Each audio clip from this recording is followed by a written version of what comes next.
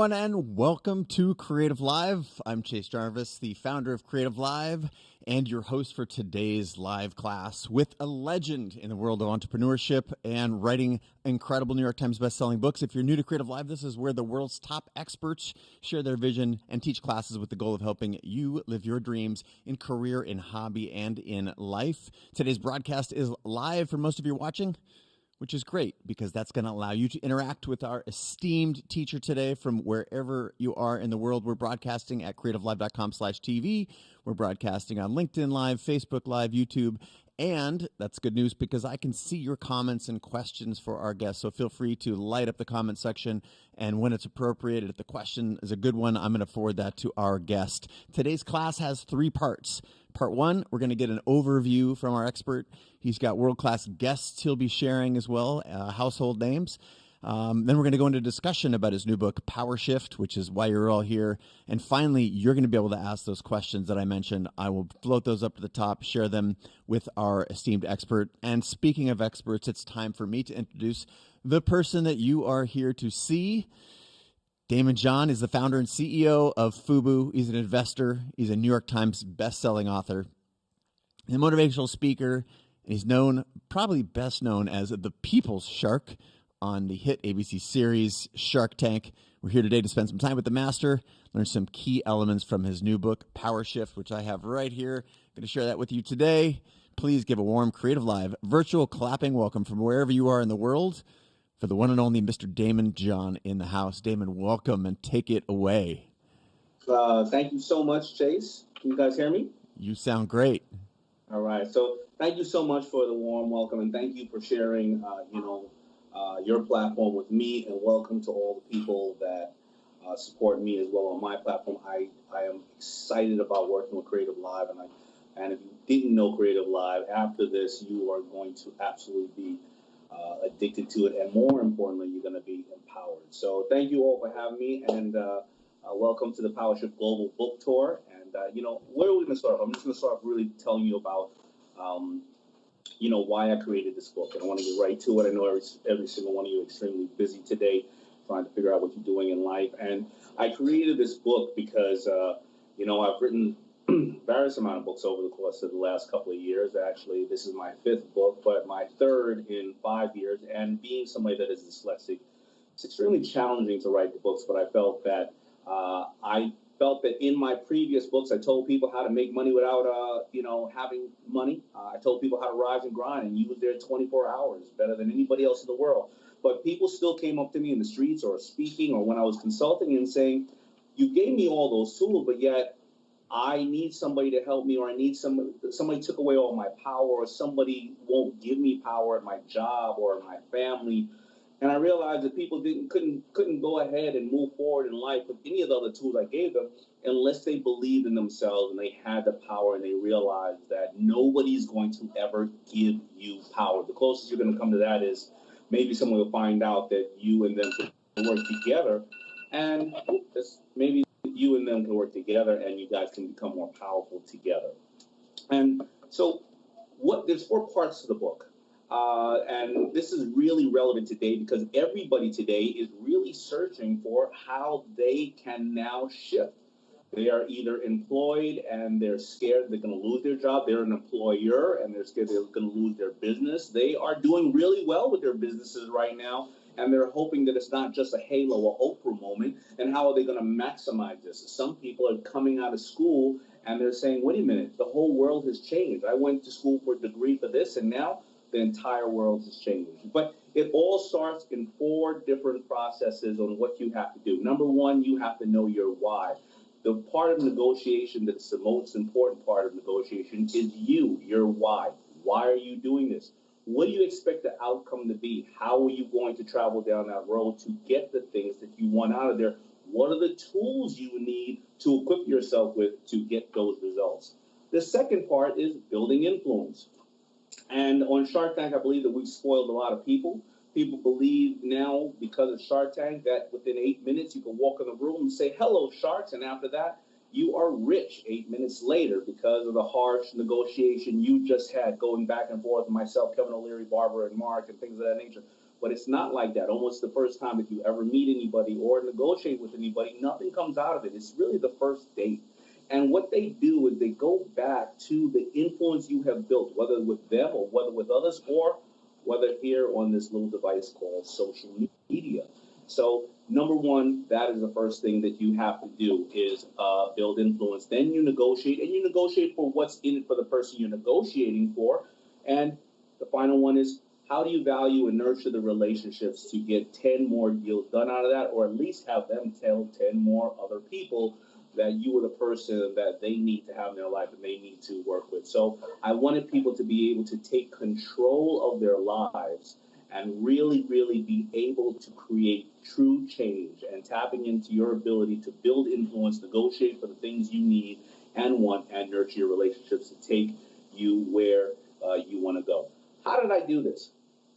I am a student as well. I walked down the path and I decided to interview key people that I know and key people that I did not know to find out how they created power shifts in their life. I realized that I had gone from being a little kid who was dyslexic, who got left back with no money in the hood, to who didn't go to college, to then creating a global brand. And then I shifted over there and became a New York Times best-selling author. Then I shifted again and became somebody who's been on a television show for 11 seasons, when that is only 4% of the television shows that ever existed. I also shifted to become a true angel investor and grow various different companies. And that is exactly what I did. And I went to study other people that did that, such as Kris Jenner, Pitbull, Lindsey Vonn, Mark Cuban. Also, the producer of Shark Tank, who's seen over 5,000 pitches. The Sharks have only seen only 1,000 of them. I also interviewed people that you would not commonly know, but they created their own power shift in their life. And one woman I'm going to give you an example of. Her name is Crystal, and she worked at a college, and she decided to take maternity leave, goes home, and she has a premature baby. And now she's stuck at home like all of us are now, and she's raising her child. But during the time of raising her child, she decided to understand how to work virtually. Now, this is 2 years ago, before we were ever doing exactly what we're doing now. Why did she do that? Because she wanted to be able to add value to the university she worked at, because she knew what she was going to pitch them, a negotiation. Here's how the negotiation went. Hey, I worked with you and I still want to come back after my maternity leave, but I have a premature baby. I need to stay at home to raise my child. But I learned how to work virtually, and now I can give you even more hours if you just cut some of my hours in the office, and then I'll take some of the hours at home where I can be able to over provide for you. Well, what did the university say? We love you, but truly, we can't do that. That's the policy here. I'm sorry. Well, she had to leave. She now works for a company named Belay. She doesn't work for the company physically. She's actually her own employer. And she gives me 30 hours a week, 35 hours a week. When this pandemic came down, I said, can you give me 45 hours a week to show my team how to work more efficiently virtually? And she works at another company, maybe 10 or 20 hours. She makes the hours up that she wants to work. She doesn't have to trek the snow or the heat or go into an office or risk herself out there with COVID, and she gets to raise her child, and she's making more money now than she's ever made before in her life, and she makes up her own hours, and that is a true power shift. So we're here to talk to you about those type of ways that you can create moments of true change in your life by identifying your why, creating influence, negotiating, and valuing the relationships. So, by the way, I want to make sure that we call out, we want to call out to make sure you order at powershift.com. So go to powershift.com for this. And I'm actually reading my notes because I'm power shifting myself.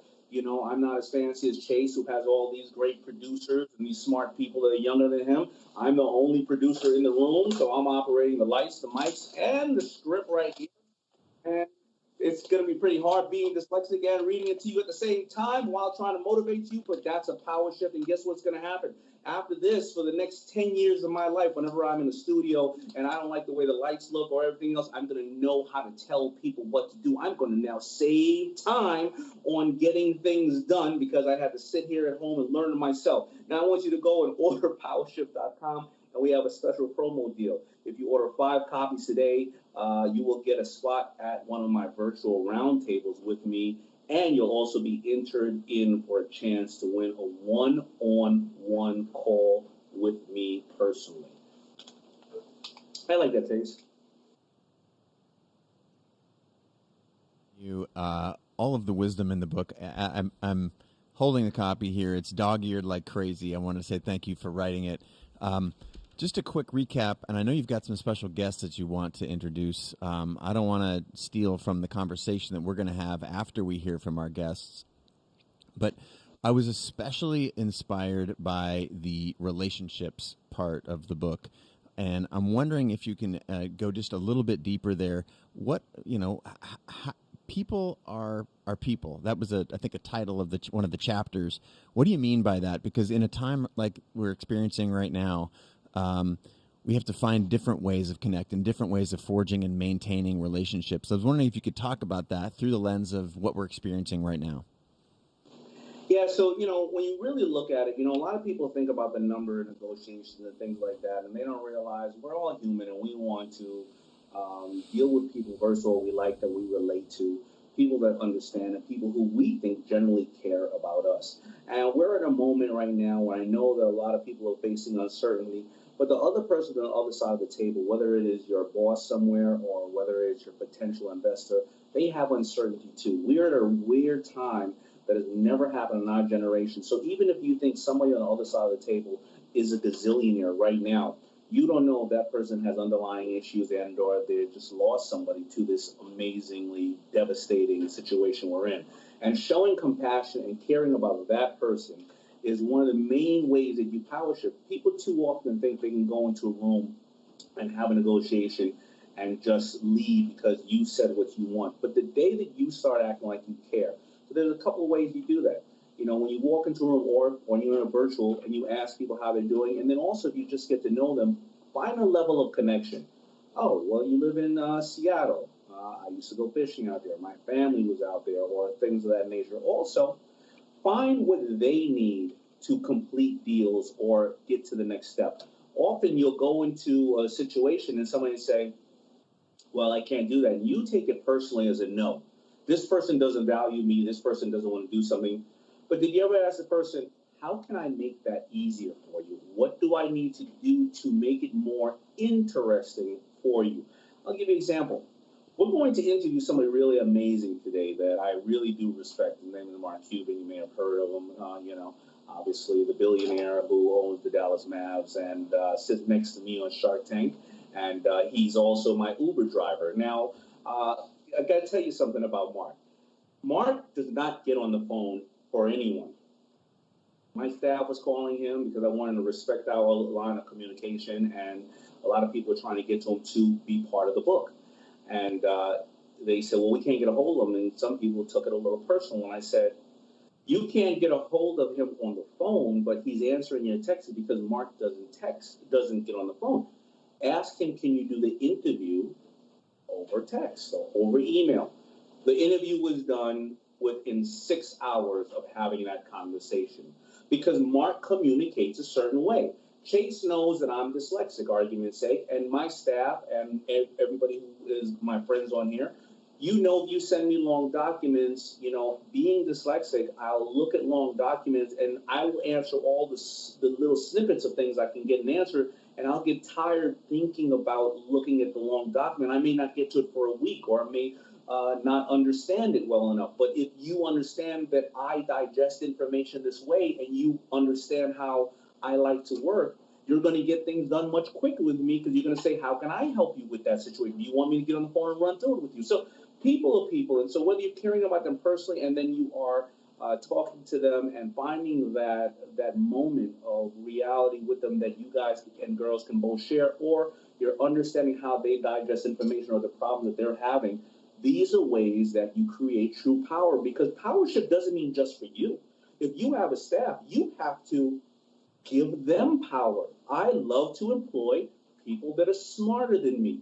I am Batman at my company. They are Robin, but most of the time I'm Robin and they are Batman, because I should not have hired you if you are not smarter than me. Powershift is giving other people the power as well, and in return, they will kill for you. they will fight for you. They will be that person on social media that retweets, regrams, and tells everybody that they should check you out. And that is the form of why people are people in the Powershift chapter.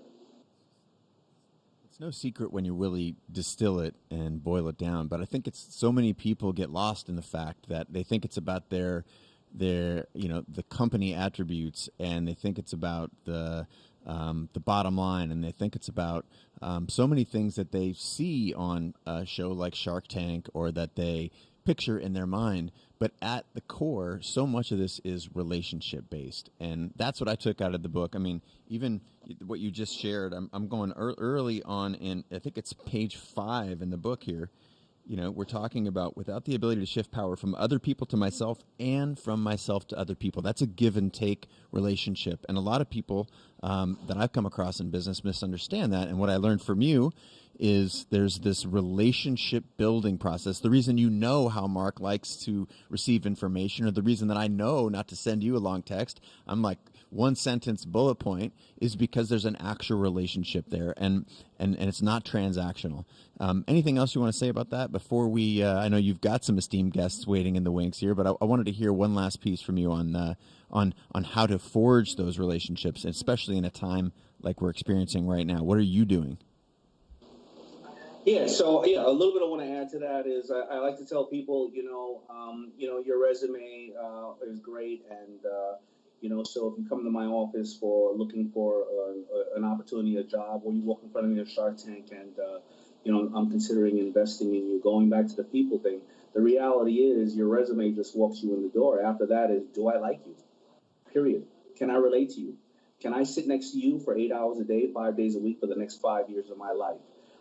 Can I invest in you? And I found that most of my investments, if the people, or whether they didn't like me, I'm human. Maybe I was inappropriate in some way. Maybe they caught me at a bad time, and I did ignore them, and they never understood, what I was going through. And every time there was a problem in the company or the situation, we wouldn't get on the phone, so it never got resolved. And I'm not saying a problem between me and that person. There was just a problem that could exist. But the people I like, you know what happened? We got on and we said, listen, those partners would say, I tried 8 things. They didn't really work. I got 2 other things. What do you think we should do? And we would learn together. And if that business failed, we'd be friends regardless, and we'd start another business. And I want to shout out to Antonio and Monique and Brian for ordering their copies already. Wait a minute, I need some. I don't even have my own copy in my hand. I'm on my own producer. Honey, babe, Heather, give me a copy of my book, please, and some meatloaf. So, being a producer, you gotta do your own things around here. So, so absolutely. So those are some of the points, Chase, and of course, remember everybody, please, special order, go to orderpowershift.com, and if you order 5 copies tonight, you'll get an exclusive access to a digital roundtable with me. My other producer just came in here with my book. Come here, babe. Come here. Let me see that book. There you go. That's my other producer. Give Daddy the book. Thank you. All right. There you go. Thank you. Everybody working here. It's a team. I love it. I love it, man. A family that works together, stays together.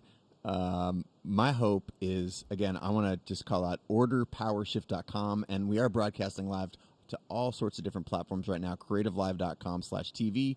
Somebody there, please put that link, orderpowershift.com, in the comments there. Same if you're on Daymond's LinkedIn channel. Please, why don't you type that in there for everyone? The comments are coming so fast. And Daymond, I want to let you know, we've got people tuned in from New Zealand, from Australia, from Saudi Arabia, from Ireland, the UK, New York, New Jersey. Wow. We have a Japan? Wow, right. Okay. I didn't know. Okay, that's cool. Anyway, the short version is we've got people coming from all over the world who are looking to shift their power. And again, if you're just joining us, go to orderpowershift.com to get your copy, or 5, so that you can. Remember, the copy, they are autographed. Ooh. So they're going to be autographed personally. That's a big deal. Well, we just spent the last few minutes talking about people. I love your point of view there. And by my understanding, you have a couple people that you'd like to bring on to today's show. You already hinted at one, Mr. Mark Cuban, your dear friend from Shark Tank, the billionaire, mutual friend, I'll say. I really like and appreciate and I've learned a lot from Mark over the years. I know we've got a segment from him coming up, and then after that, a segment from one of your investments, the guys from Bombas. Can you give us a little overview before you send this over to Mr. Mark Cuban? Yeah, so we got a great interview with Mark. We're talking about going through the situation now and what he looks for out there, and also, because Mark has so many vast companies, he's going to give us insight on where he had power shifted initially in his life.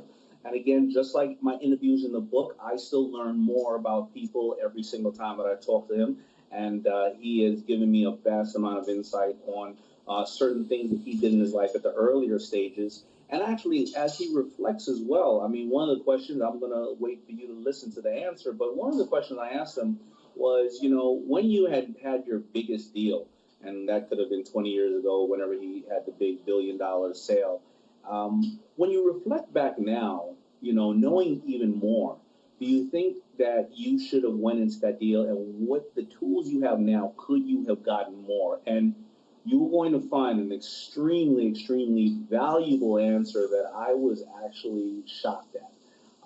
And then again, after that, stay tuned. Do you want me to tell who our next guest is going to be after that? Yeah. Just why don't you give a little preview for folks at home, and then of course we'll give you a minute to introduce them in between the two interviews. But if you want to give us a preview, we'd love to hear from you.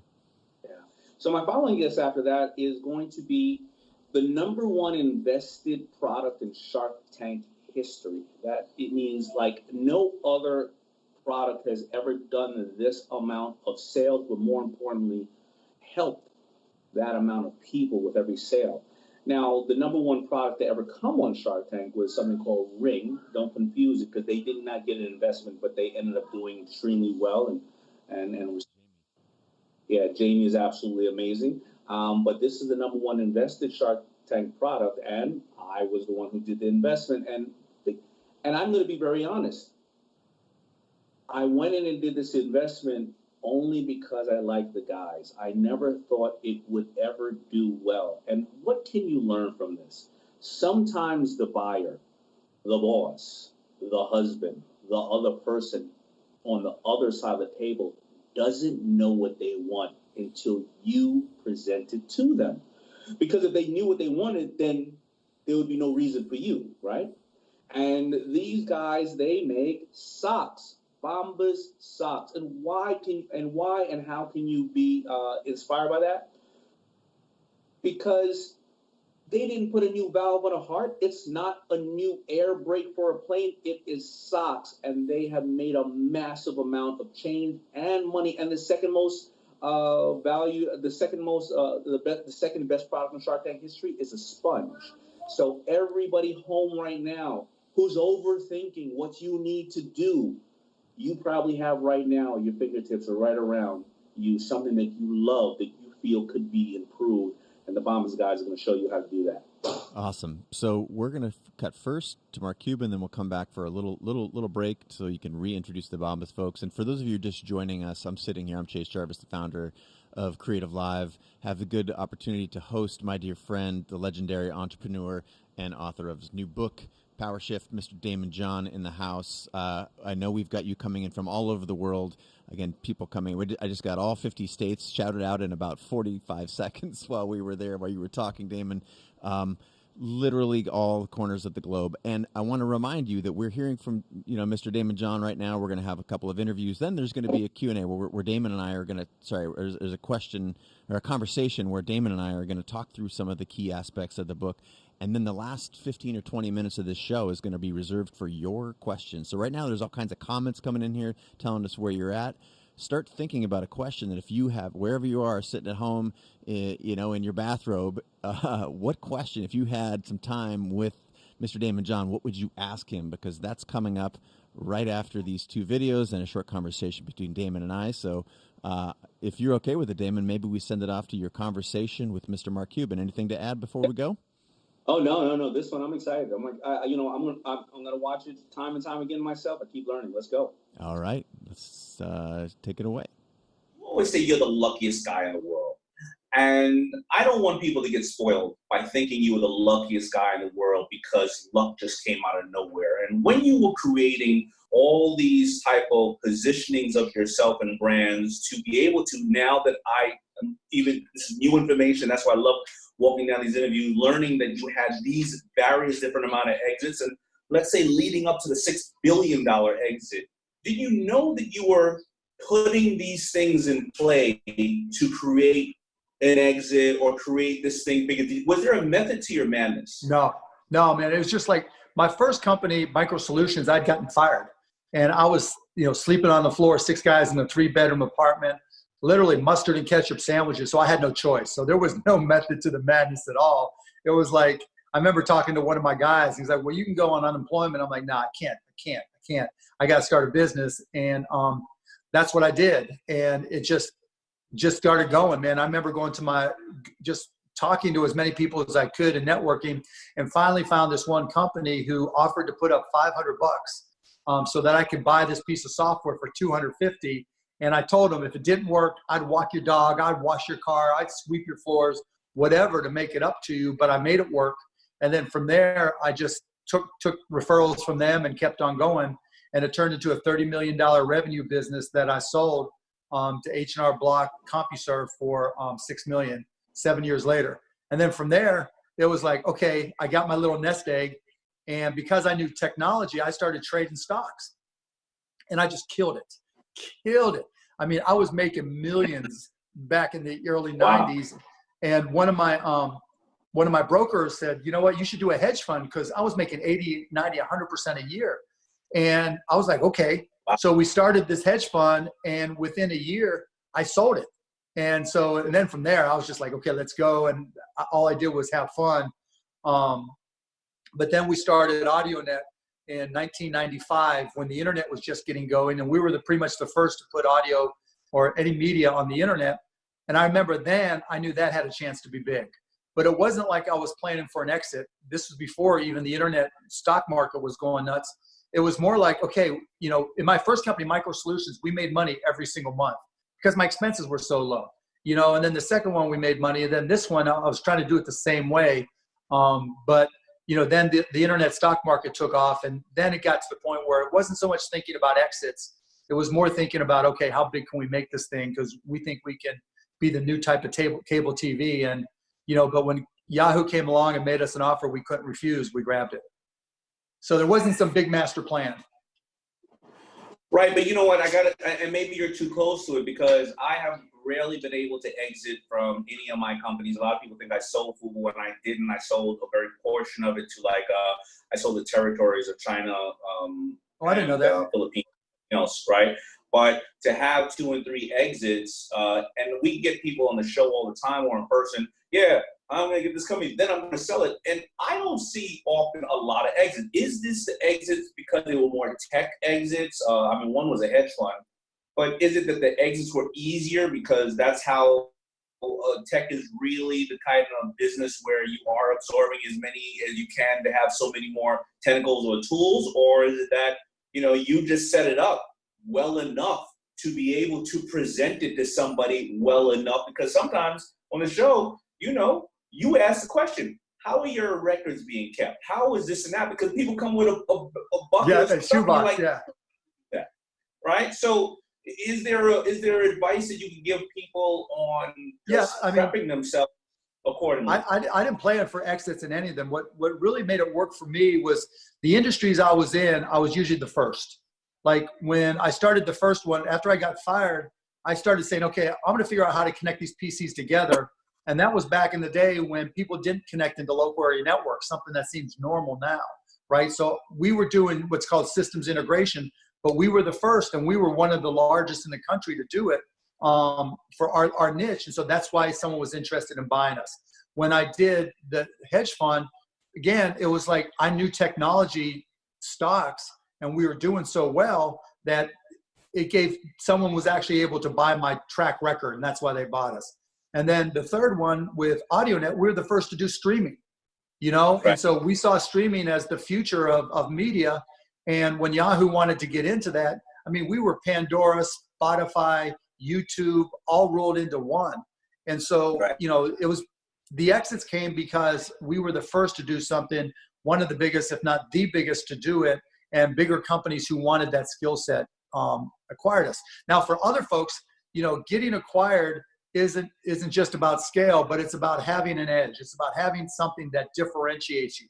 It may be trademarks. It may be, some skill. It may be a product that you have that's unique, but you're going to have something that big company can't just create for themselves or buy somewhere else.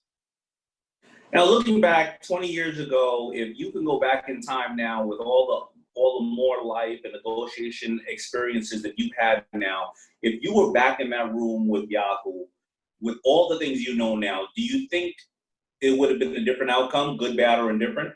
No, because the thing about negotiating a good deal, you don't have to get everything. You say this all the time, right? Right. I mean, when you have a deal, usually both sides don't think they got everything they wanted, and that's okay.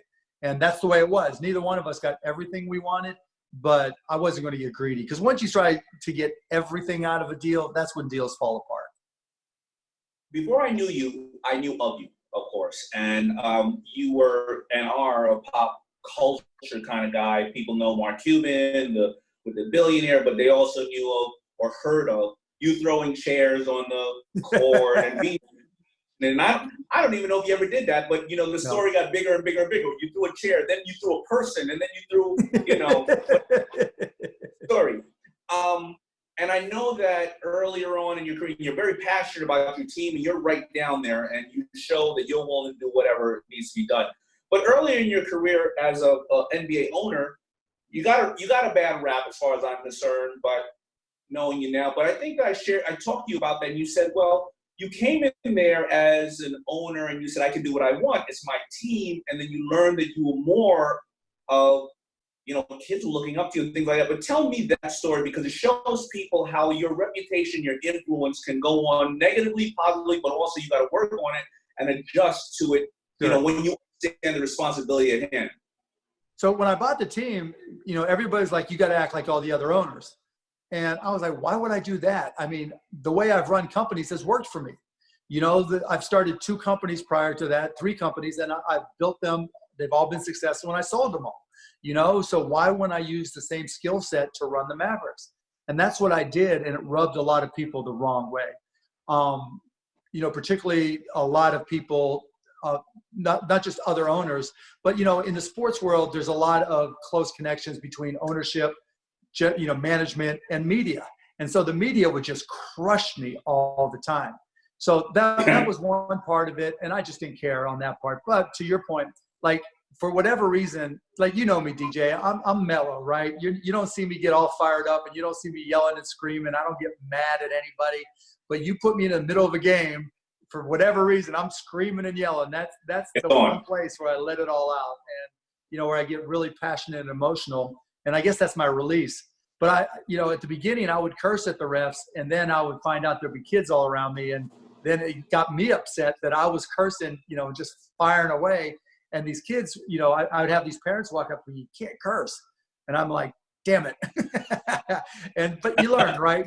And so I figured out real quickly that, I'm still going to yell. That's just the way I am. That's my one place to get out my aggression.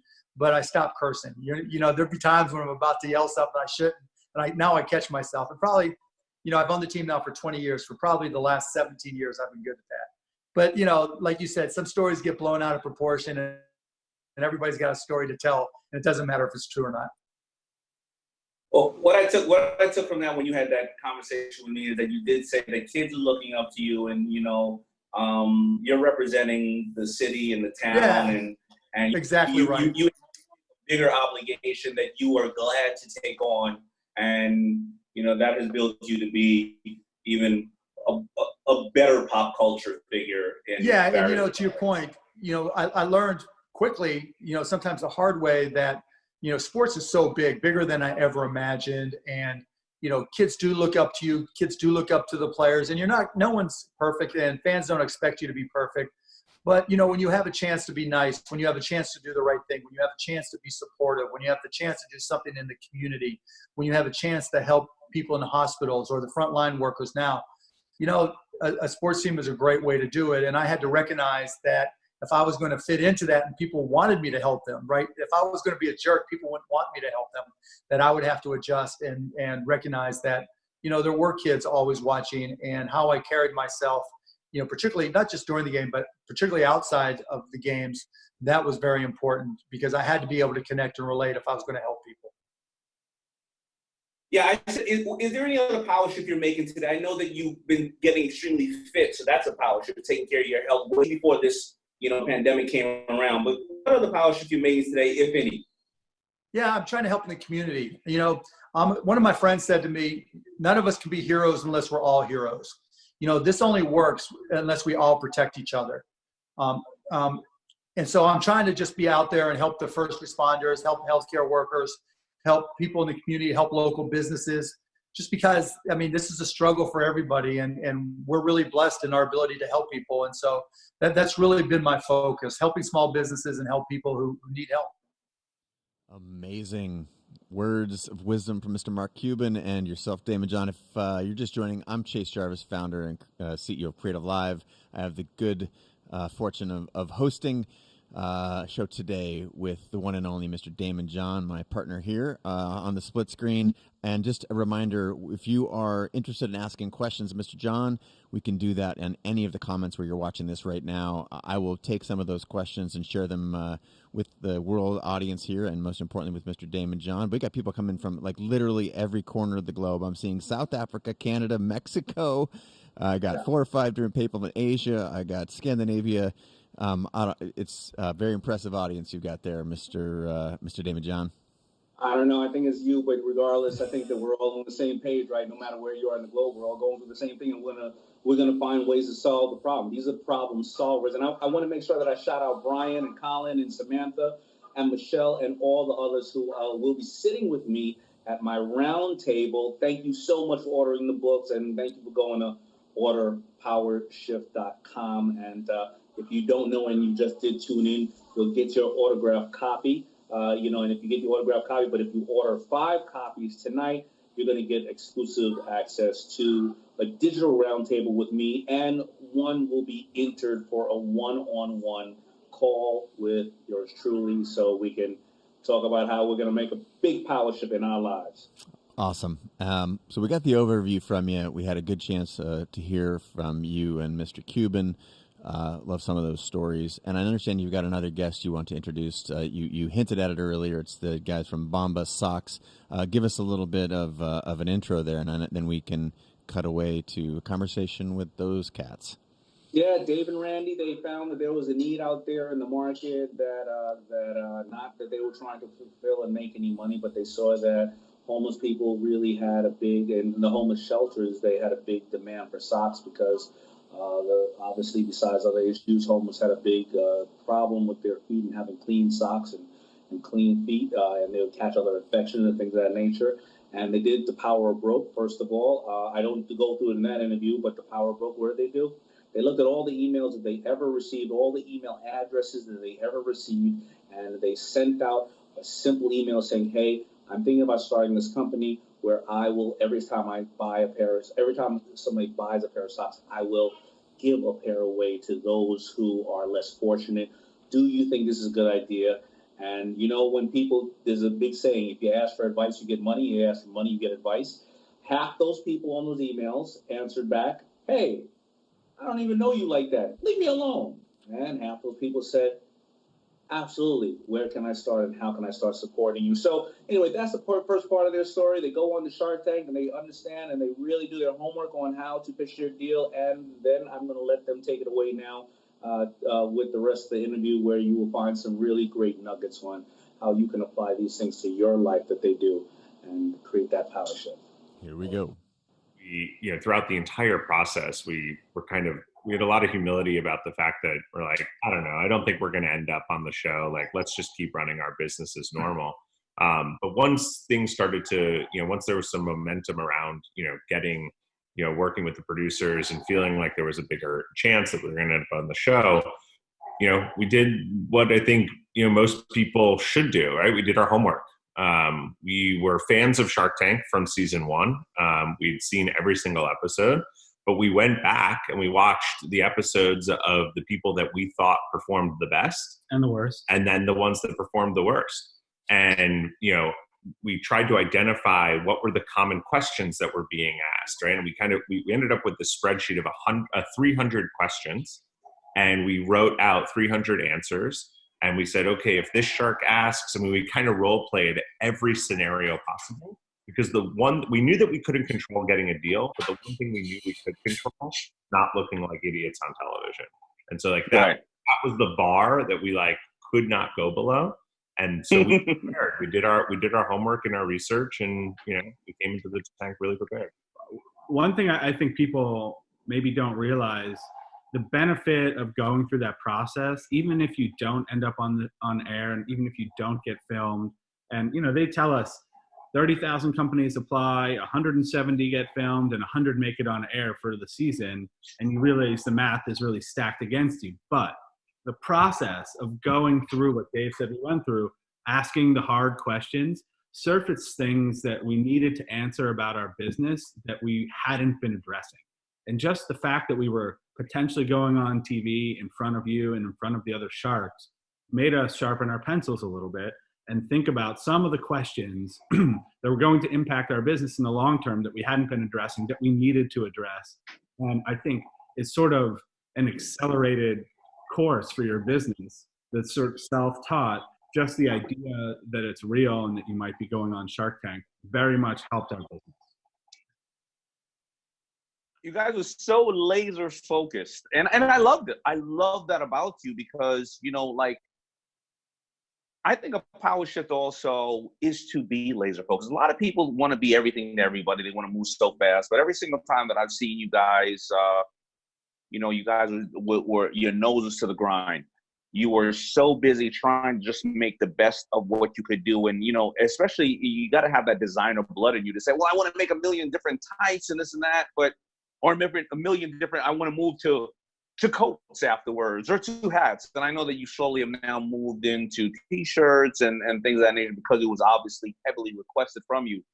But what gave you the patience? What gave you the discipline to be so focused just on your consumer and on this one product for 3 years at least? At least you were just trying to perfect that. And did somebody tell you don't do other things, or did you learn? How did you stay so disciplined?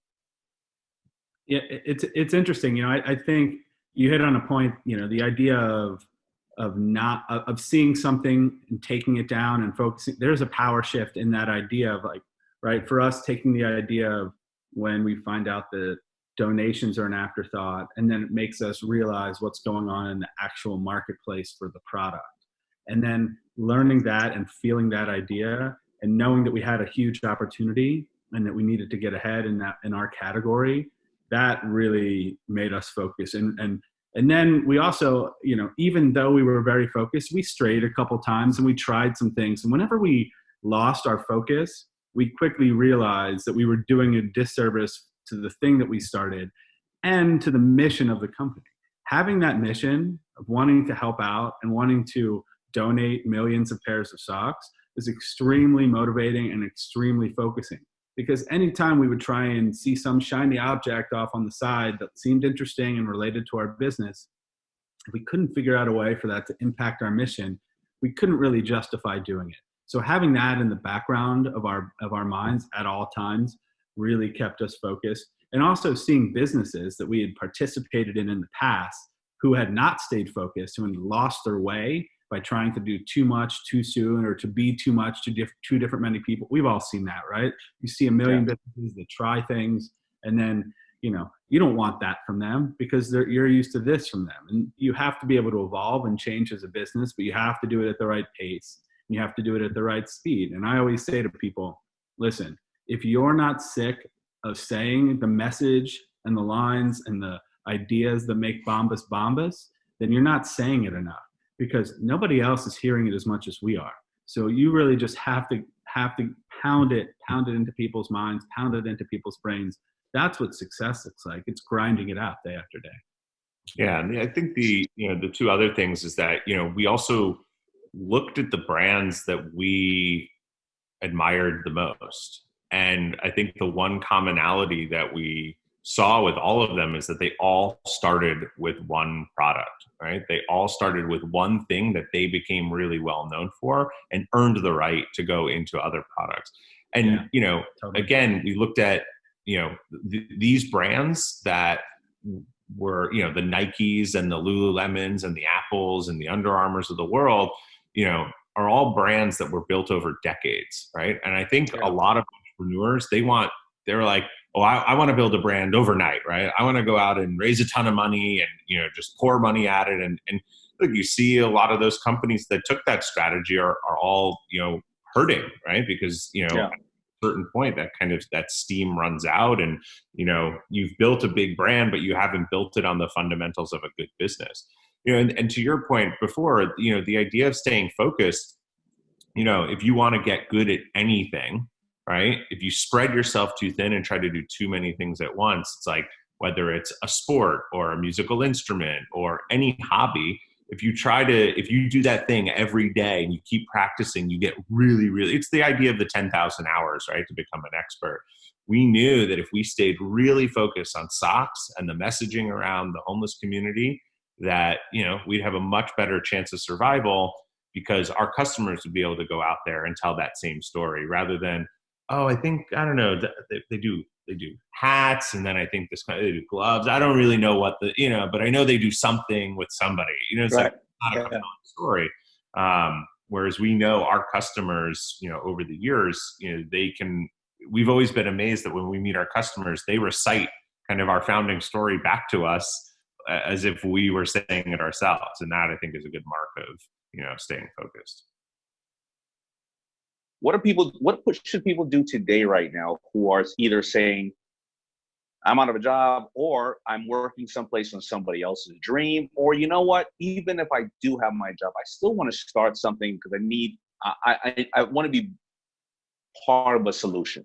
Yeah. What do you think they should do right now? Yeah, I think some of the advice that I give to anybody at any point in time that wants to become an entrepreneur, this is, it's similar. Again, you go back to this idea of like practice, right? It's not something that you just fall into and become overnight instantly, right?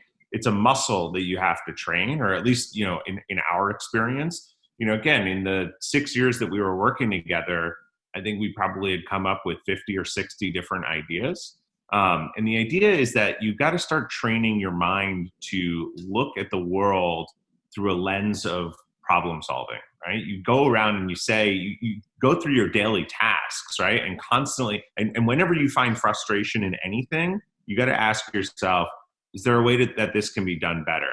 Whether it's through a product, whether it's through technology, whether it's through a service. If you're finding that there's something that you are missing, or there's some inconvenience or frustration in your life, try to look at it through the lens of opportunity rather than frustration, right? And say, how can I potentially make this better? And is there a business here? Most of the time there's not, right? And it's just like, it's just the way the world is. But it only takes that one time, right? And anytime you think that there is a possibility, go down the rabbit hole, right? Start exploring it and start to train your muscle as to what it's like. Start to ask other people, hey, do you have this problem, right? And start to just, change your behavioral mentality. I always love the idea that, in music, there's no such thing as an overnight success, right? People think that, oh, this person got discovered, but no, that person was practicing the guitar. They were singing for, years and years and years and years. They were playing in, coffee shops or, at, little fairs and festivals. They were grinding it out, right? And this goes back to your last book of kind of rise and grind. Like, you got to grind this out. And put the effort in. It doesn't just fall in your lap. No, I totally agree. Yeah, I think that's the best way I've ever heard it explained. It's a muscle, right? That you got to keep working on. And I think before I came up with Google, I had 100 different ideas. And there's that one that, because you went down the rabbit hole a little bit on this one, a little bit on this one, when you start going further down the rabbit hole on this, you have this level of confidence because you're like, wait a minute, I'm unraveling more. I'm understanding more. This is feeling better.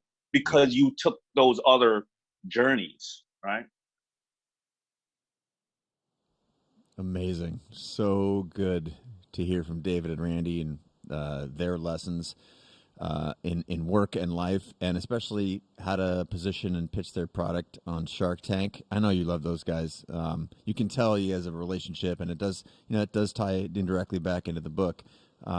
Before we shift into a conversation more holistically about the book, Daymond, any exclamation points you want to put on your conversation with those guys?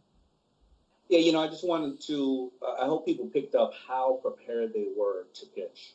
Not only to who they were pitching to, but the faults and the other things that people had made prior to that. And I know that a lot of times you don't get that opportunity because what other people have been pitched has not been broadcasted on national television. But what kind of research and homework can you do to understand the best way you can present something? And they were meticulous with it. They came in, and remember, they said, we watched the most commonly asked things. We knew what Shark wanted what Shark wanted this, and the things that put everybody, on the edge who, if you said something crazy to us, the exact thing that would turn us off. So how can you do your research on anything that you're doing and any target that you're about to pitch to? Amazing lessons. Amazing. And again, if you're just now joining us with Daymond John, and we're talking about his new book, Powershift, you can get that at orderpowershift.com. I have a handful of questions around the book, having digested it. I mentioned before I'll share all the dog ears and the folded pages of the advice that you've given. One of the things that I appreciate the most is this framework, and maybe our technician can bring up that slide that you had earlier in the presentation, the Powershift framework. Starting off with identifying your why, can you just walk us through how you thought of this framework and what the pieces are? Sure. A lot of people just don't know their why. And I open up the book with me having a very challenging situation going on in my life. And I wanted to know my why, right? Because the framework really is, after you understand your why, then you put the other three together: the building influence, the negotiation, and the relationships. But they all work together. But I'll give you simple examples. I use this all the time. I always say that people come to me and say, I want to be a millionaire, and I just want to make money, and I wish I had $1 million. And I go, well, why? What would you do with the $1 million? And I say, would you buy a Bugatti? Well, that's $1.2 million. You wouldn't be able to afford that. Will you buy 10 cars that are depreciating assets? Will you maybe move to Bali and carve canoes and live off $30,000 a year and save the turtles and do that for 10 years? And now you spent $360,000 of the $1 million, but the other $640, you put them in long-term bonds and/or the market, and you invested in some great new tech coming up, and you come back, you're in the best shape ever. You feel like you have had the longest vacation ever, and in the bank is $3 million. Will you buy 10 income-producing properties and Airbnb them out? Whatever the case is, do you know your why? And so many people don't know their why. They find out that they're doing it to satisfy a bunch of other people on Instagram that you really don't even like, or that you're doing it because society told you, or you are doing it because you truly do want to change the world. You do want to give your family the best education and access to the best medicine and living in a good community so they can get a great education. But a lot of people don't know their why. And once you know your why, you know the influence, and it dictates what you want to do in life. It really says to you, if this is what you want to do, well, this is the person you need to be, because these are the people you need to attract. And then after that, if you know the people you need to attract, those are the people you're going to negotiate with. And those are relationships you're going to build over the course of 10, 20, and hopefully you live to be 100 years old. And they all work together. But if you don't know your why, you're already starting off in a really bad step. Great way of shaping that up. I think, having spoken to a lot of entrepreneurs, having pitched venture capitalists, having had some successes and losses, I can always trace it back to what's my motivation for doing something. And I think you hit on a really important part. Is so many people want to have $1 million, or want to have a Bugatti for somebody else, for some other, for their parents or their their peers or their friends or spouse, partner, or whatever. I'm wondering, most of the people that I find have been truly successful and fulfilled, not just success, because success without fulfillment is tragic, right? Because you have all the things, but no one to share it with. Talk about the role in understanding your why of potentially disappointing some really important people in your life. Like maybe your mom wants you to be a lawyer and you want to be that person who, carves canoes in Bali. Talk about your own experience and what advice you might give some other folks who are afraid to go for it, their true passion and vision for their life, afraid of disappointing others. And I can understand that. And a lot of times what you need to do with your why is, if that is your mother or your significant other or the people you truly value in your life, first of all, analyze them. What is their why for wanting you to do this or not do that? They may be truly just afraid and scared, and they don't want you to do this because they don't want to see the ones they love hurt. They don't want to see the ones they love took an education for 4 years, and now all of a sudden you want to do something absolutely different. So analyze the people around you. Also analyze where they're at in their life. They could be people that never have been successful and we are not talking about money being successful. They could be somebody who always been miserable because they were always trying to please others, and you wish they didn't do that, and they took care of themselves first. Once you analyze that, then you analyze the people that you should talk to or the aspects of life you should talk to them about. Because being an entrepreneur or being a human being or being a charitable person, it's a team sport. When you have this why down, you talk to people and understand how it fulfills them or where they're afraid of, and you walk them, let them feel like they're part of the process of doing these things with you. But you have to be able to be happy with yourself. You will never be proficient and you will never be successful if you aren't happy with what you're doing. I see so many entrepreneurs who start out businesses who are 60 years old. The reason they started, they go, listen, I realized I was doing everything for everybody else in this amount of time, and now I can finally do something myself. And they want to now change the world at that age, and that's great. I mean, look, I joke, but I'm serious. Warren Buffett is still making long-term investments. Warren Buffett is 7,000 years old, but he knows his why. He knows he loves not the investment in the money, because we all know he gave away half or all his money at one time. He loves the development of things. He loves figuring it out. He loves changing the world. He loves a lot of different things. So that's a real, going all around to say, basically, when you have your team, the team you trust, break it down and where they add value, where they may not be of value. Explain to them what you want to do. You're going to probably either get pushback or great feedback. Some people, you will be surprised, are going to say, thank God. Because the thing you were doing, I was supporting you because I love you to death, but I knew it was never you. And first, talk to people, especially entrepreneurs. Remember, there's a lot of different issues we have as entrepreneurs before a global pandemic, right? You couldn't tell anybody your problems, right? Everybody thought you walked on water. You had to listen to everybody else's problems. All your finances were at risk, and your family was stressed. And now look at where we're at. Everybody's stressed. So I want you to make sure you find your why and talk to people. And this is a good time to discover, why were you going to work every single day? Why were you not? Why did you start this business? Why did you not start a business? Today, right now, is the best time to discover your why, because everybody in the world wants to know their why.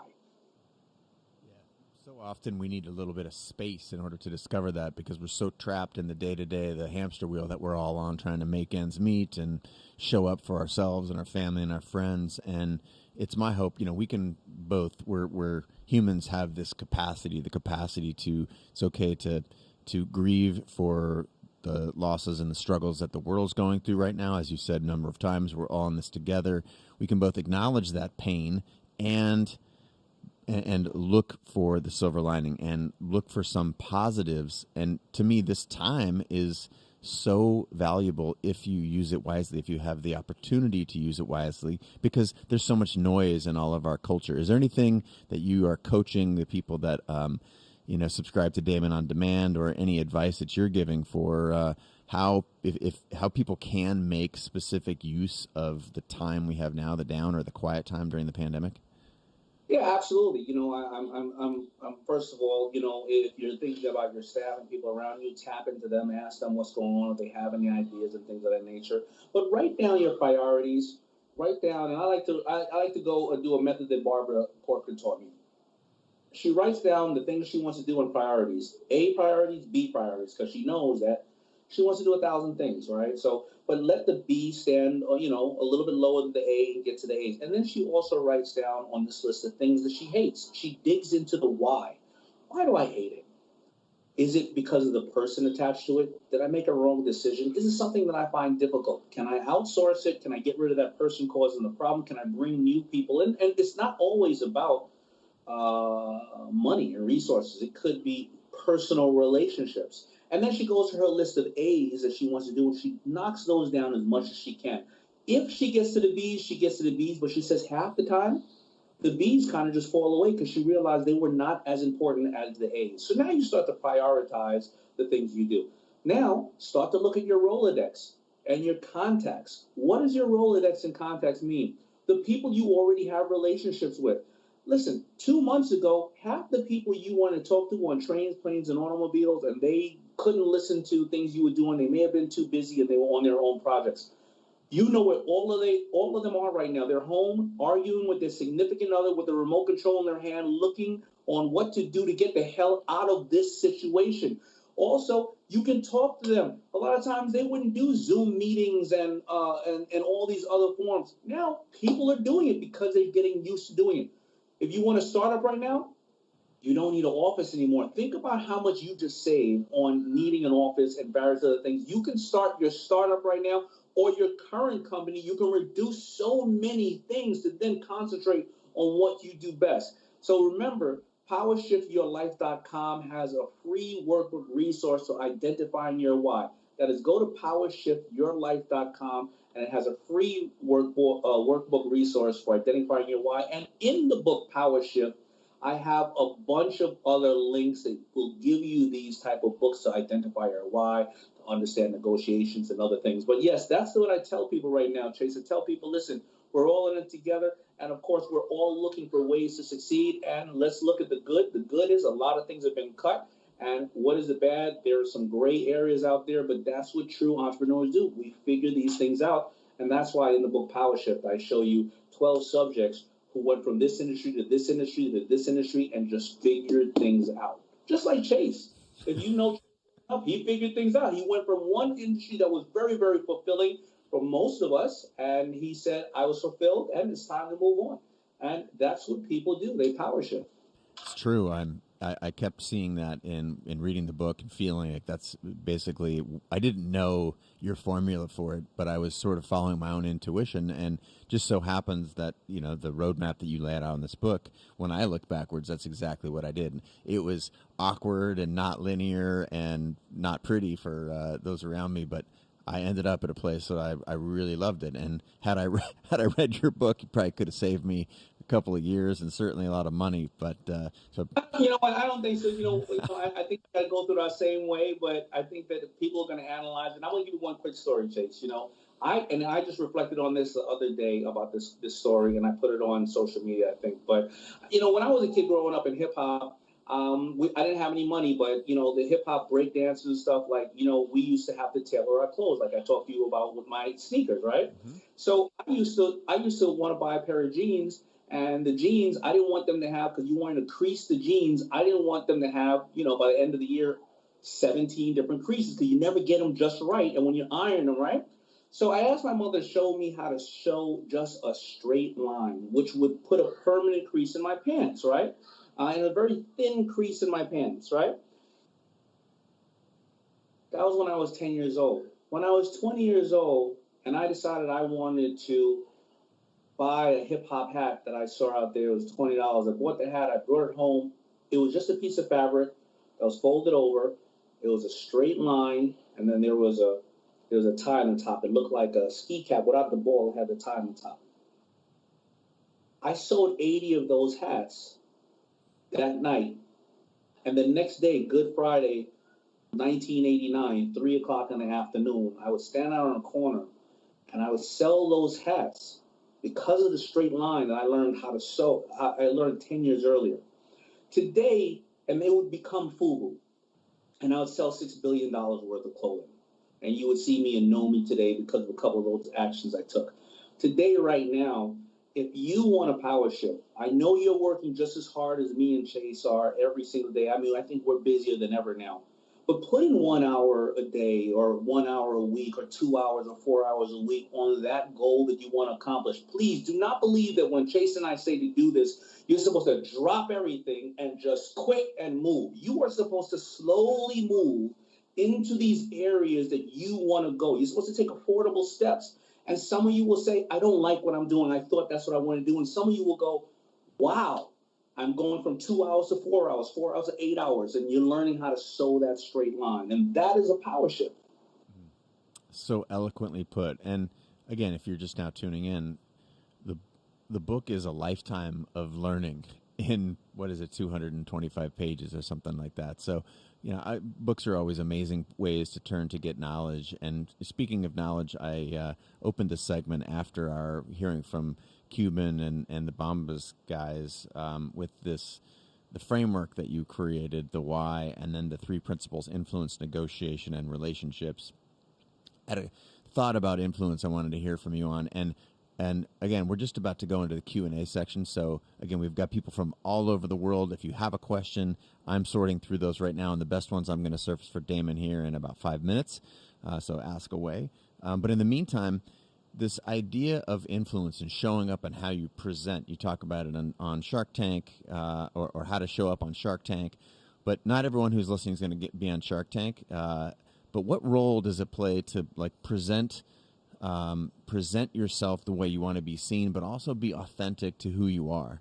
Because a lot of people that I see trying to pitch, they show up in a suit and tie and they're not really a suit and tie guy, or they show up in an amazing cocktail party outfit, and when it comes to find out, she wants to be a hardcore CEO managing a business from at home. And so help me understand how you can both be authentic, because that's there's only one of you out there listening. So, I mean, how do you show up as someone who's authentic and present well to sort of cultivate the influence that you talk about in Powershift? I think that's a good question. I agree with you. Too many people show up, and they think this is how it needs to be presented, right? And I'll give you an example. If you show up to my office and you're telling me that you're a coder and things of that nature, and you show up in a 3-piece suit, I don't think that you're in dark rooms for 48 hours coding, So, if you show up in my office, or my home and say that, you're, you do really good construction. Well, if you show up in a 3-piece suit, you got a problem, because I know that you're not doing the construction. I want to find the guy with the knee pads on or the girl with the knee pads on with the dusty stuff, because I believe you're in a 3-piece suit, because all you're doing is taking my money, taking a piece of it and hiring that person.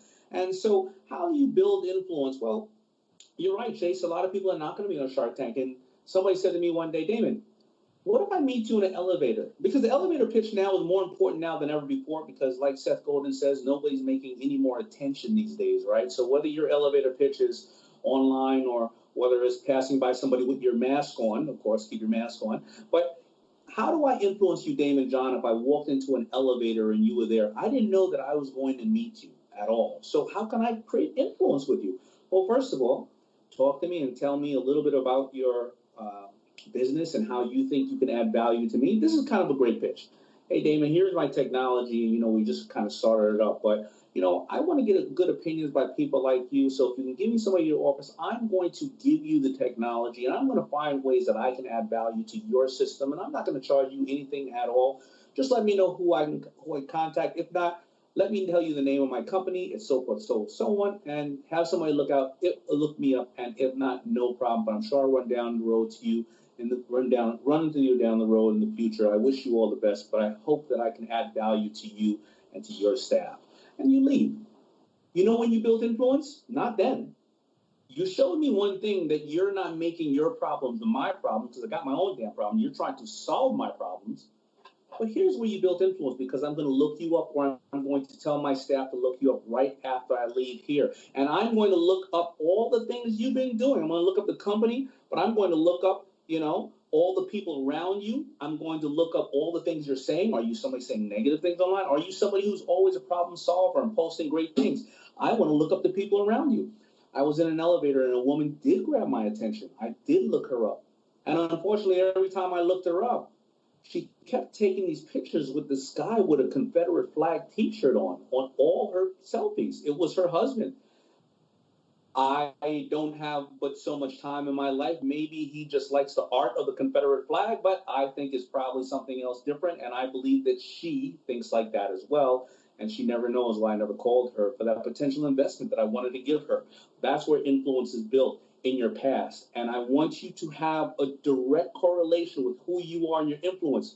Put yourself in 2 to 5 words if you can. Can you describe yourself? Because if you can't describe yourself in 2 to 5 words, then you're leaving it up to us to interpret. Apple think different, Nike just do it, Fubu for is bias, White Castle what you crave, TNT we know drama. You need to know what you stand for, because they say a jury exonerates or convicts you in the first 30 seconds of seeing you. And when we see you online or any place else, we are judging you. So you need to be in control of that. So this is how you build influence. Know your true structure of who you are. Put yourself in 2 to 5 words, right? Dress the part that you believe you are, not what somebody else should think you are. You should go and dress how you are and carry yourself the way you want to, because sooner or later, we'll see through it if you don't carry yourself the way you really are. Amazing. So much value in that section of the book and what you just shared right there. Really appreciate it. I want to move on to the next section and the next piece of the structure, framework, if you will, and that's negotiation. Now, a lot of people have been told to wait for someone else. If you throw out the first thing, you're going to lose the negotiation, and you flip that on its head. It's one of the principles. I think it's the title of a chapter, actually. Make the first move in a negotiation. What do you mean by that? Because that seems counterintuitive to what so many people have been told their whole life. Yeah, so negotiation, listen, when you're going in negotiation, make the first move. You know, there is an old saying that says the person who says the number first was going to be the one who loses. I just find the best way to do it is you go out there and you don't say the number first. You talk about what do you want to see. People like to learn in stories, right? So make the first move. Tell the story, and people want to, of course, they want to associate themselves with the story and resonate with them with that. Then after that, you tell them what you're looking for, where you're willing to go. If they don't want to go that high, then you ask why. Like I went back to earlier. What's getting in your way of this? How can I incentivize you? What can we do to come across there? You're going to have to go down that route sooner or later. And I'm the one, I love to just lay it out where we're thinking so we know we're in the universe, so we can either start moving back or start moving towards the concept of what we want to accomplish. So powerful. I think, again, going against conventional wisdom, and this idea that, again, you're going to, as an entrepreneur looking for an investor, that you're going to somehow set the tone by just walking up and throwing out a number. I love the idea of story. We're social animals, human beings. That's one of the reasons that, the pandemic is so hard, because we're isolated. And the reality is that it's built into our DNA to grab onto stories. And, if you listen to the Bombas guys, or you listen to even Cuban, an amazing storyteller, the story of how he sold broadcast.com is an amazing story that you lean into. Obviously you're a master storyteller. All you have to do is check out the book, but how do people dissect their own story in such a way that it's compelling? Because most people that I see, they're just like, here's my name and here's my product, versus the story of the Bombas guys, for example. So do you have any advice on people for how to become better storytellers? Yes. So the key to telling stories, whether you're talking to one person or you're talking to millions of people, is there's a little bit of a structure. Number one, tell people what you're going to tell them. Then you tell them. Then you tell them what you told them. You want to keep it really short. Hey, I'm going to tell you about a brand I created that's closely associated to music that kids are going crazy for because they feel like they finally have their home. Then you tell a little bit of the Fubu story, and then you say, and that is why the kids now feel they have their own way to communicate. Even when they see somebody across the street, they know that person's into the same type of music they are, and they feel empowered. And this is why they share this information. And we're doing more and more business, and we're ready to scale because we have worked this out in my territories, and now we know we can replicate it all around the world. And that's how people tell stories. But one of the best storytellers in the world is President Obama. And I've noticed that President Obama speaks, and you know what he does? He takes the question out of the room, right? He walks in and goes,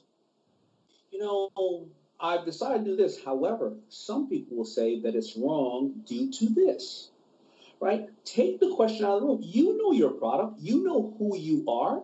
Hey, I'm so forth. I work at advertising. I've been in there for 20 years, and I've decided that I want to now become a manufacturer of clothing. However, I know you may think that advertising and clothing are two total different fields, but the value in what I have to offer is that advertising and marketing is usually the black hole in when you are selling products because you don't know where to target and how to acquire your audience and this and that. But advertisers are really well at doing research. Now I have the ability to do research on the target demo, what they want, how to deliver it.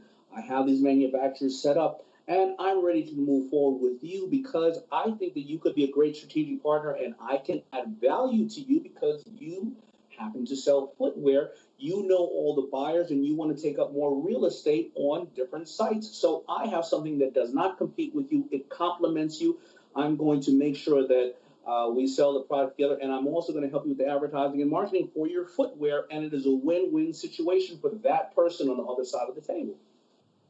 Amazing. I'm going to side with Catherine Wedlock here, saying on Facebook, this is incredibly educational. Thank you guys so much.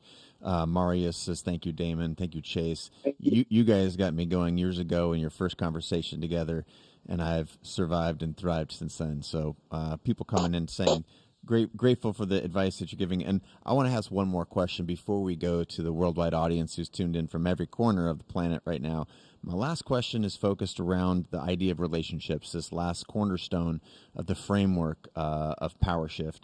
We talked earlier on about how powerful relationships are. You invested because you like people. You believe in them based on their storytelling, based on how they present themselves, based, of course, in part on the product, but it's just a piece of the pie. So there's a part of the book that I really identified with that I think I want you to share a little bit more in depth with the audience who's tuned in today, and that is banking relationship capital.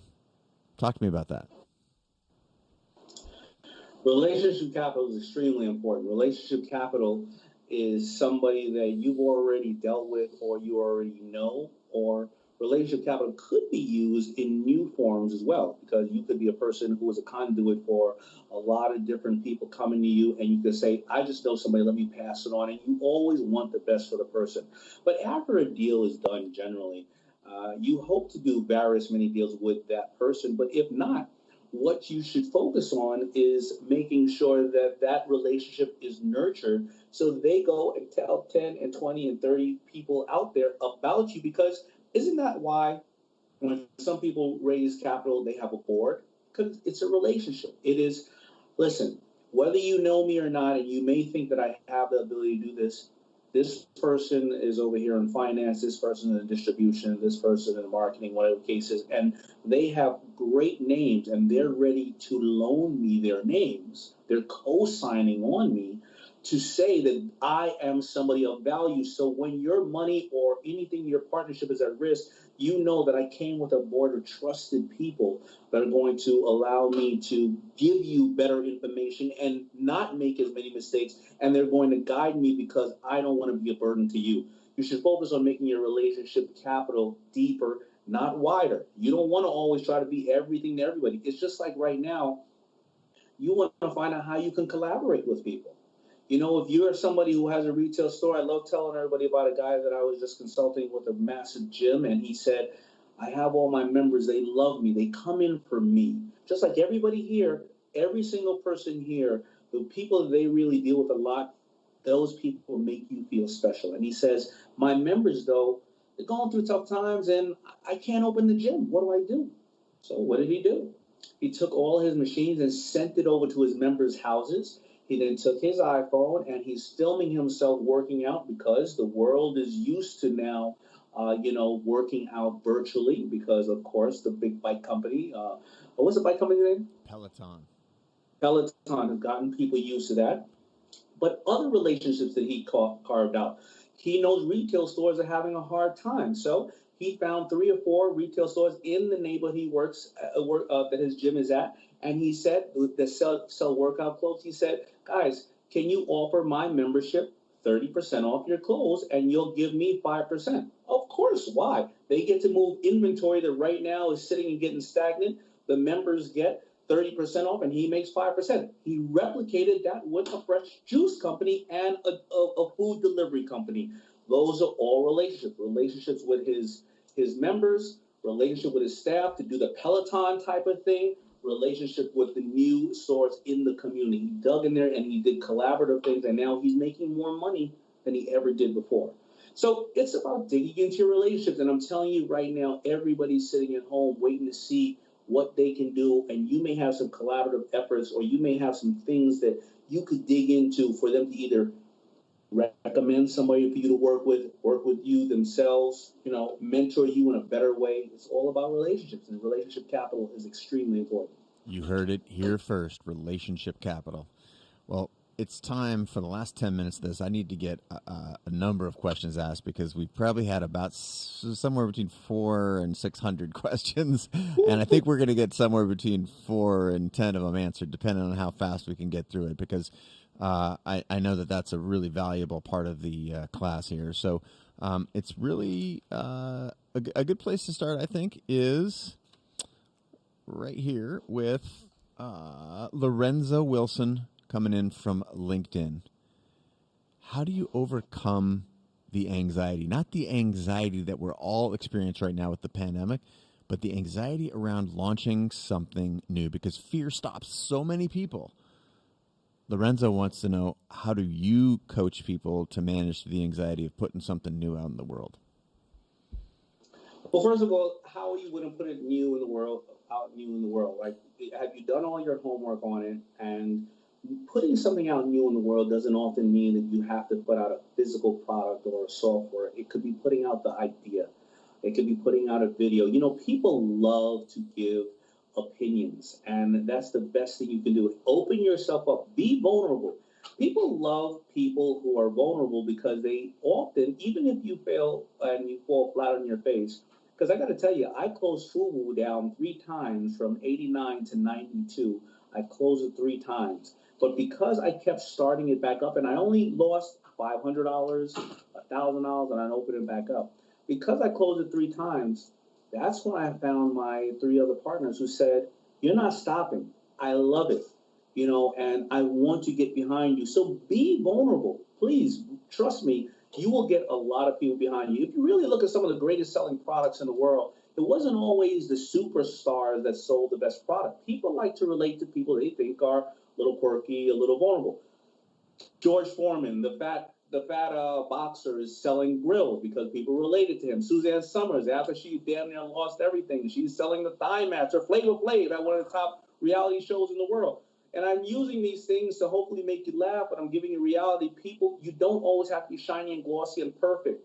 True entrepreneurs, they act, they learn, and then they repeat. And they always get an army behind them. And don't try to get a big army. Just like we said, go deep on your relationships. Let those 4 or 5 or 6 people support you throughout the process of what you're doing. When I was selling FUBU, I would literally just sell to maybe 10 different people. And they would say, I'm the FUBU guy in New Jersey. And then another person would say, I'm the FUBU girl in Manhattan. And what happened after that? Then I sold to 5, 10 stores. After that, I got my deal that was worth millions or maybe billions of dollars, because we said, all right, now you figured it all out with those people.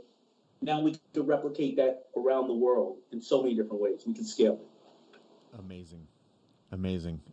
Thank you for that. I'm sure Lorenzo will find a lot of value there, as do the other thousands of people who are watching. We're going to go to Anthony Stevens now from LinkedIn. What's the most important thing when you want to power shift from being employed to transitioning to your gift or area of passion? Most important thing. Slowly do it. If you're fortunate enough to be one of the people right now who are employed, set a goal Set a timeline. Understand that you're going to put 2 hours into this, 10 hours of this, 30 hours of this, and a week, a month, whatever the case is.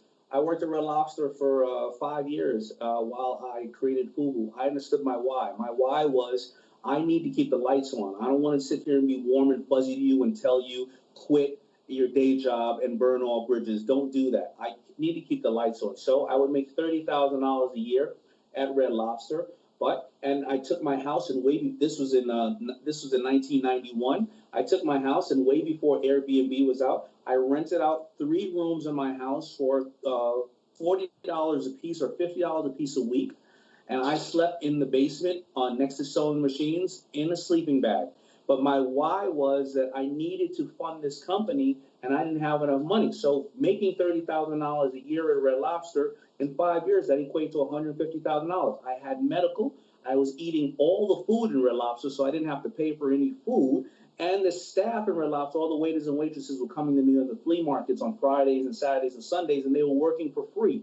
And my rent at home was being paid because I was renting it out to total strangers. So what? I was getting robbed in my bathroom by a total stranger. It doesn't matter. I knew my why, what I want to do. If I would have just started FUBU at that time, then you know what I would have had to do? I would have had to do $2 million in sales over the course of that 5 years, and I would have never done that, and I wouldn't be here with you today. Brilliant. Question from Rain Hewlett from Facebook. I've got a brick and mortar store and was planning to expand in the fall. Would you recommend expanding in this current condition that we're in here in the global pandemic, or should I expand online? Chase, come on, you got to answer that. You know. Of course, you have to expand online regardless. But Bingo. Right now, you need smaller than ever. Don't do any outlays. You need to expand online. Remember, you right now are having people pass by your store, and you're at the mercy of the people that are passing by your store right now. But online, you are selling to the entire world, and you need to understand how to sell online. Because business is very simple. You either increase sales or reduce costs. Right now, you need to reduce costs. Do not invest in anything else long term, especially retail shop, because even if you want to, get it in a year and a half. This thing is not going to be over as quick as you think or the way that people are buying. Now, remember, people are still buying. They're just buying in a different way. And if your store is having challenges right now, people are still eating 3 times a day. People still need to wear clothes. They need to get medicine. They're buying still. Online is where you have to go. I like to say, when you're online, you are 1 step away from the money. When you did the business like I used to do, I was 3 or 4 steps away from the money. I made the clothes. Maybe a buyer would buy the clothes. Maybe they, then maybe they would put it out on the shelf. And maybe a customer bought it. And if a customer did buy it, who was the customer? Why did they buy it? Why did they not buy it? I was 4 or 5 steps away from the money. Now, if you sell online, you know why your customer bought it, what's their age, what's the color they like. You can ask them what they want to see in the future. And there's only, 3 ways to deal with a customer. You acquire a new one, you upsell a current one, or you make one buy more frequently. When you are selling directly to them online, you can upsell them or you can make them buy more frequently. So when you have a store, you're trying to acquire all day long, right? So you have to go online and make sure you get really small on all your expenditures right now, because we don't know how long we'll go through this. I knew that one was going to fire you up, man. Hey, come on. Muhammad Designs asked from YouTube, how much has the personal brand that you built on TV helped you in business? And therefore, do you think building a personal brand on YouTube or any other platform can have a similar effect for us? Really, really great question. My appearance and my, the gift of going on Shark Tank has changed my brand massively. A lot of people knew who I was, but they really just thought about me as apparel. Like I said, people try to put you in a box. They didn't realize I knew the fundamentals of business. It's given me a lot of opportunity, but it also has simultaneously changed me, because at first when I went on to Shark Tank, I thought I was just going to get good deals because all I was getting pitched was clothing lines, and this was the last recession, and I wanted to get more things, because if I was dealing with the Macy's, instead of just selling them clothes, I had 10 clothing lines and 8 of them were dead. And I want to be able to say to Macy's, can I take up more real estate by selling you electronics, bedding, or various other things to deal with one buyer? And because they already were working with me, they knew I was a great manufacturer, and they knew that they can trust that I would deliver and I'll take back goods. So that's why I wanted to do it.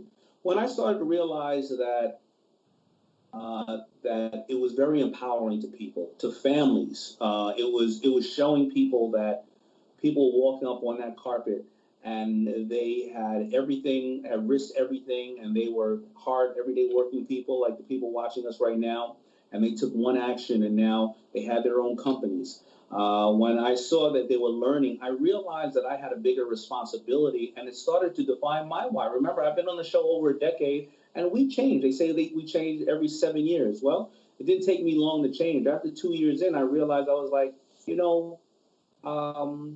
I really want to help people. I created For Us, By Us, FUBU for a culture of people who felt they were being neglected, not a color, but a culture, right? I could have named it Daymond John. I mean, there's a lot of brands. I don't know if it would have sold, but there's a lot of brands, clothing lines that name themselves personally. Then I started writing books called Display of Power, which I wanted to tell you that you have the same power that everybody has.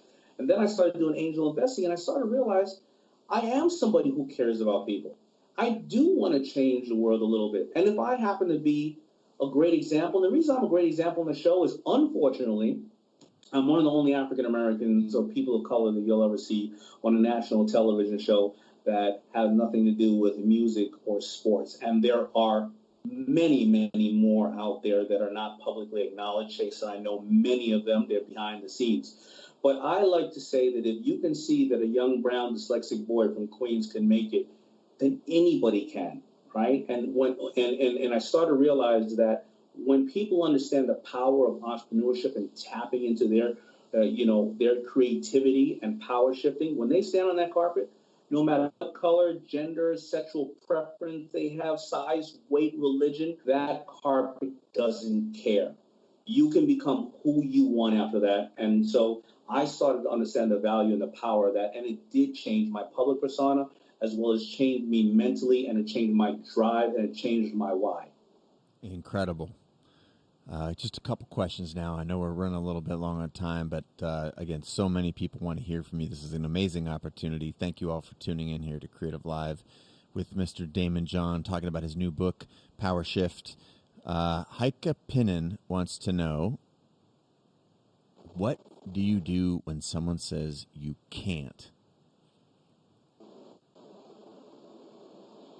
What do I do when somebody says I can't? All right, listen, you can't get offended at somebody because you don't know what happened to that person over the course of time. Their parents could have locked them in the closet and, told them that this was the way life was, or they could not like you, or they just may not have the vision, first of all, right? And second of all, just remember this. If everybody could do what you could do, there would be no place for you, right? There would be no place for you. Always remember what my mother told me. Driving down the street, she said, you see these cars, these buildings, these lights, this phone, everything we're on right now started with one person with one idea that took one action. Simple as that. One person, one idea that took one action. Why can't it be you? There's no reason it can't not be you. And if you look at Forbes' top 1,000 companies, 65% of them are self-made men and women that's created those businesses. That means they had nothing. That means everybody told them, no, you can't do it. I saw Zuckerberg be interviewed by President Obama one day. Zuckerberg's doing okay, right? He said he still hears no. He says he still hears you can't do it. Remember, he started with all these kids on an Ivy League platform, and then he said, well, when you let the regular kids on that platform, they're going to go away. Then they didn't go away. Then all the kids in college said, when you let the high school kids on the platform, they're going to go away. They didn't go away. Then when all those kids said, you're going to let my grandmother, Nana, is going to be on the same damn platform I'm on, no way in the world. Everybody stayed. Then they said, well, we're moving to smartphones. You have to have a laptop or a desktop. Nobody's going to look at stupid ass Facebook on their smartphone. Guess what happens? No, you can't get into this country. you're always going to hear no, and you got to be strong enough, know your why, and know that you have influence, and know you know how to negotiate, and know that you're going to value those relationships to go through this. And that's why we're here. That's why we're talking about this right now. No better way to wrap this up than on that.